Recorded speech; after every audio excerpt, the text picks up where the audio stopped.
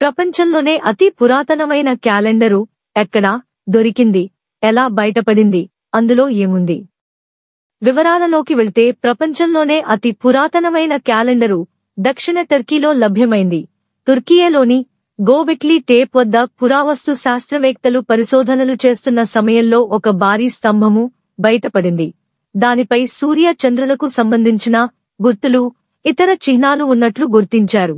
అక్కడున్న ఆలయం 13,000 ఏళ్ల నాటివని, ఈ చిహ్నాలను 10,850 బీసీ కాలంలో చెక్కి ఉంటారని భావిస్తున్నారు. ఆ రాతి స్తంభంపై ఉన్న సూర్య, చంద్రుల గుర్తులు అప్పటి సమయాలకు అనుగుణంగా చెక్కినవని, అప్పట్లో దీనిని ఒక క్యాలెండరుగా ఉపయోగించేవాళ్లని చెప్తున్నారు.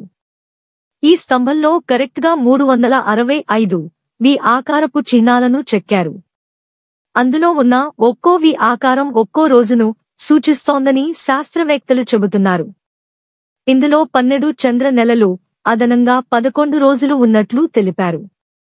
అవే కాకుండా ఒక పక్షి రూపం చెక్కి దాని చుట్టూ ఒకే విధమైన వి ఆకారపు చిహ్నాలను చెక్కారు. దీని ఆధారంగా అప్పటి కాలాలను తెలుసుకుని వాతావరణ పరిస్థితులను అంచనా వేసేవారు. ఎడిన్బర్గ్ విశ్వవిద్యాలయంలో అధ్యయనం చేస్తున్న రచయిత మార్టిన్, ఈ స్తంభాన్ని బట్టి ఆదిమానవులు ప్రపంచాన్ని ఎలా గమనించేవాళ్ళో తెలుస్తుంది అన్నారు. The mad reporter. We work for ground reality and genuinity. మరిన్ని వీడియోల కొరకు the mad reporter YouTube channel subscribe చేసుకోండి.